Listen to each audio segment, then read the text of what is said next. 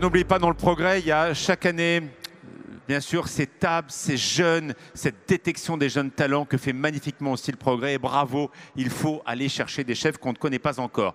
Bon, avant de parler de cette catégorie-là, merci. Merci Alain, merci d'être partenaire de cette soirée, merci d'avoir amené tous ces beaux produits, dont le champagne. Dieu sait qu'on en parle beaucoup partout en France.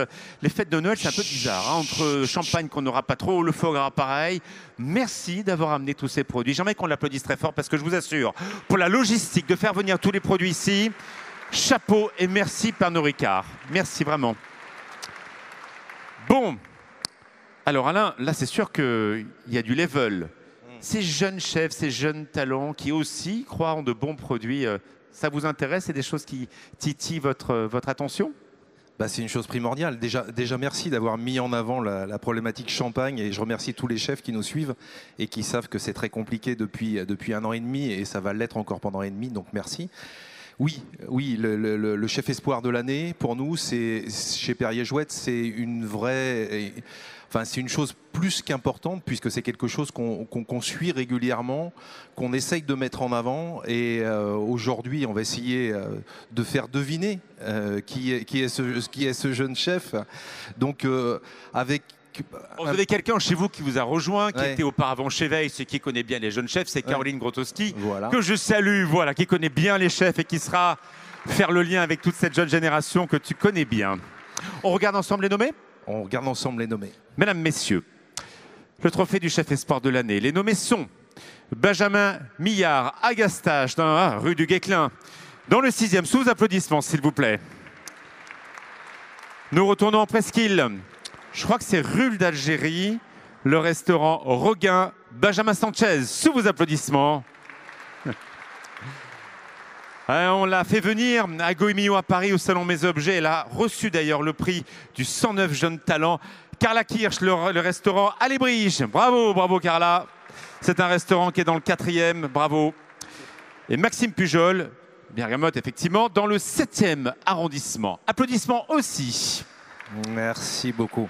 Là aussi, hein, c'est malin votre truc, hein, c'est très juste dans les notes. Alexis, vous avez bien bossé. Ouais. Vraiment, c'est bien. Je pense que vraiment c'est un trophée qui est important. Voilà. C'est un trophée qui était difficile.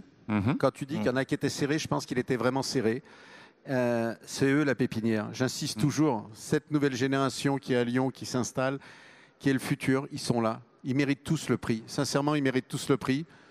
Maintenant, je laisse faire Alain, mais c'est serré. Merci pour ton message d'encouragement, Christophe. Mesdames, Messieurs, important, hein, trophée chef espoir de l'année est attribué à... C'est hyper important et avant de dévoiler, moi j'aimerais quand même dire que j'ai eu la chance de manger chez ce chef et qu'il y a quelque chose de plus. Il y a un côté méditerranéen chez toi. Il y a quelque chose... Il y a d'autres cultures aussi. Il y a d'autres cultures. Et puis il n'y a pas que la Provence, ça va plus loin que ça. Il y a l'Espagne, il y a le Maghreb, il y a la Grèce. Oui. C'est qui? Mesdames, Messieurs, le trophée chef espoir est... Benjamin Sanchez. Benjamin Sanchez, le restaurant Roguin, en Presqu'île, rue d'Algérie. Bravo Benjamin. Bravo Benjamin, je te laisse venir à mes côtés. Alors Benjamin Sanchez, un passionné, un chef qui fait sa cuisine, une cuisine d'auteur, on écrit plusieurs guides, et surtout quelqu'un qui a envie de faire ce qu'il veut. C'est ça ta cuisine? Oui, à tel point que vous n'êtes pas trompé.